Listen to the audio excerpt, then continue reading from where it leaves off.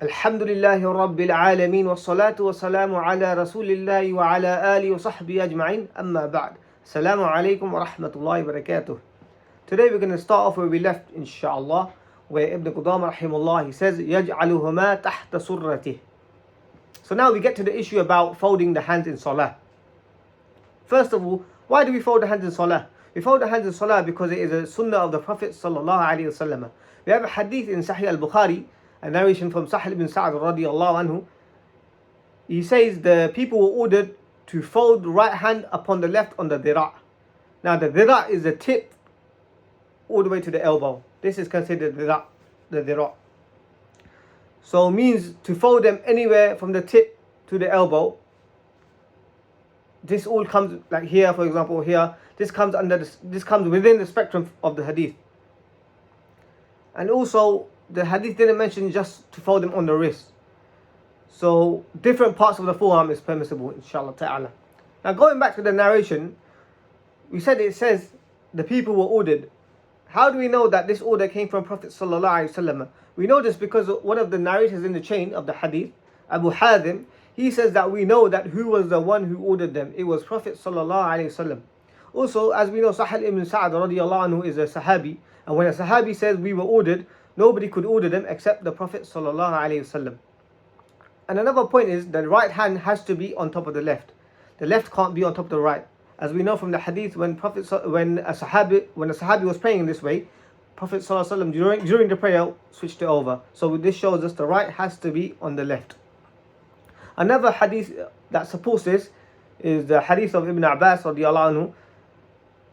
To the close meaning, it says, we the prophets were commanded to do certain things. Delay suhoor, break fast right away, and to place right hand upon the left in salah. So this also shows us an importance of folding the hands in salah. Now even the Maliki scholars said this opinion of Imam Malik, the opinion of Imam Malik is to fold the hands. In the book Al-Muwatta by Imam Malik, he has a chapter about folding the hands. But however, there is an opinion in the Maliki school to say to pray with the hands down. Ibn Abdul Barr al-Maliki is a great scholar of hadith. He wrote about the issue. He says nothing has been reported against from folding hands from Prophet sallallahu alaihi wasallam. So all of the reports showing folding hands is established. Also, this was a view of the majority of the Sahaba. Ibn Mundhir mentions the only opinion he gave. Ibn Mundhir in his book, he says the only opinion he gave about Imam Malik was to fold the hands. So the only opinion Ibn Mundhir gave about Imam Malik was to fold the hands. Now, we've spoken about folding the hands in Salah. Now we get to the issue about where to fold them. Now this is an issue of disagreement between the ulama. So there are two views. However, one view is below the navel. This is a mu'tamad or well-known opinion of the Hanafi madhab, mentioned in Hidayah and Muqtasar Quduri, and also one of the opinions attributed to Imam Ahmad rahimullah himself, as Ibn Qudamah rahimullah has mentioned. Ibn Qudamah rahimullah has mentioned this as well. So the evidence they use for this opinion comes from the hadith of Ali radiyallahu anhu, where it says to fold the hands below the navel. However, Sheikh Albani rahimullah, in his book Irwa al-Ghalil, he mentions that this hadith is da'if. He graded this hadith to be da'if, to be weak. And also Imam Nawawi in Majmu', he says it is the consensus amongst ulama of hadith that this hadith is weak. Also the later Hanabila scholars, they pointed out that Imam Ahmad rahimahullah himself has weakened this hadith. The reason of this hadith being weak is because of a certain narrator in the chain, because of a particular narrator in the chain. His name is Abdul Rahman Abu Ishaq al-Wasiti. He is known to be da'if. So Imam such as al-Bayhaqi, he mentioned in his Ma'rifah that he is matruk, which means strong rejection. Basically means he is very weak in hadith. Furthermore, all the supporting hadiths that support the idea about folding the hands under the navel, they are all weak. Now we get to the next opinion, which is to fold them above the navel on the chest. Sadr. Sadr in the Arabic language means chest.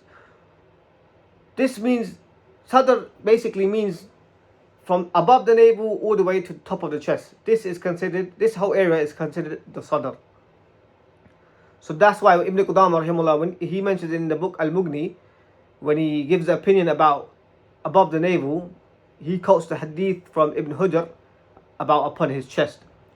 So the whole area is considered as one opinion.